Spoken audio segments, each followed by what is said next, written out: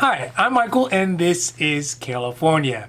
And good to her promise, Nancy Pelosi has put to a vote in the House a standalone $2,000 stimulus check bill that would change the initial $600 per person stimulus check amount from the relief bill to $2,000 per person or $4,000 for a couple. As expected, the bill did pass in the House, which was never really a big question. But now, with it moving into the Republican Senate, Senate leaders like Mitch McConnell have some figuring to do to try to manage how to stop this bill from passing and still get their much-needed Georgia senators reelected in their current state runoffs. So today we are talking about the $2,000 standalone stimulus check bill that was just passed in the House and what the future may be for this bill in the Senate and if the country will ever really see this $2,000 benefit. Now this is your daily dose, and before we get to it, if you like this information, if you find it interesting, if you find it helpful, please don't forget to like and subscribe. That way you can get updates when our newest and most informative videos become available. First, let's talk about the good news. Well, half of the good news.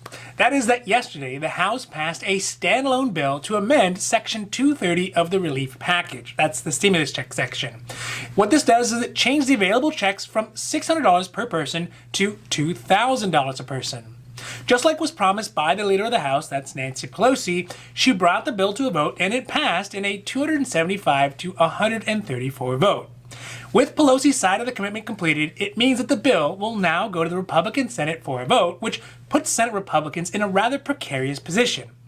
This situation is tricky for them considering that the bill could have an effect on the pivotal Georgia election that could spell out the destiny for our country and who controls Congress for the next 4 years. Mitch McConnell, the leader of the Republican Senate, wily as he is going to have to work overtime to find a way to finesse his way out of this lose-lose predicament that he now finds himself in.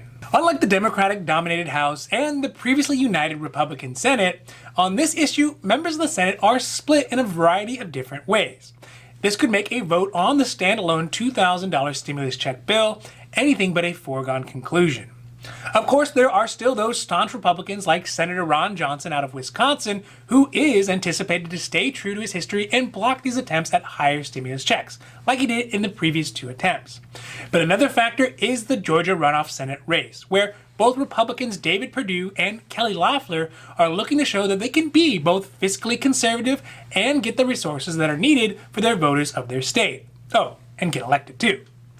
Finally, with the current balance of the Republican and Democrats in the Senate, in order to pass the bill, it would need to get 60 votes to pass, which would mean Democrats would need quite a few Republican converts to get a win. This is unlikely, but it's not impossible. So despite the obvious challenge to get this bill passed, the fact is that the bill creates a prospect of 2 potentially damaging outcomes for Republicans. One is if they pass the bill, they will have acted against their traditional fiscal conservative values, which could in turn lose them a lot of support in those parts of the country where there is not a Georgia Senate runoff. If they do not pass this bill and it dies in the Senate, then they'll be left halting much needed support from getting out to the American people with nobody else to blame. Not the Democrats or the president. Fortunately for the Republican side of the Senate, and unfortunately for the rest of us, they have a sizable wiggle room between how many senators can defect and still have enough votes to kill this bill. By this I mean senators like David Perdue and Kelly Loeffler, who can definitely use the win, will be able to vote for the bill and then exclaim their eagerness to get more financial support to their voters, all the while senators from other states can vote against it and still block its passage.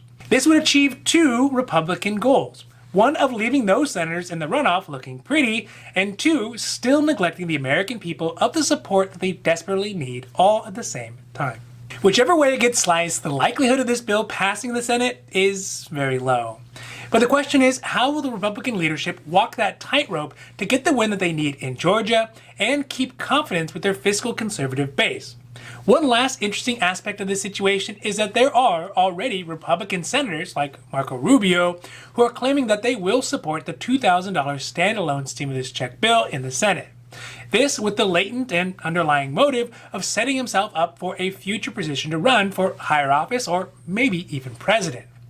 It is these types of ambition that could be hard to account for Mitch McConnell, and maybe even mean unanticipated support for a bill or even a surprise passage. So right now it's still unclear, but by the end of the day, we may have a better idea of the future of this bill and really of millions of American people who cannot afford to wait another few months for more support.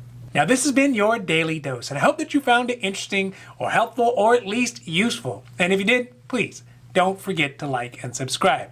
That way you can get updates when our newest and most informative videos become available. So that's it for me and for Carelifornia. I'm Michael, wishing you a happy, healthy day.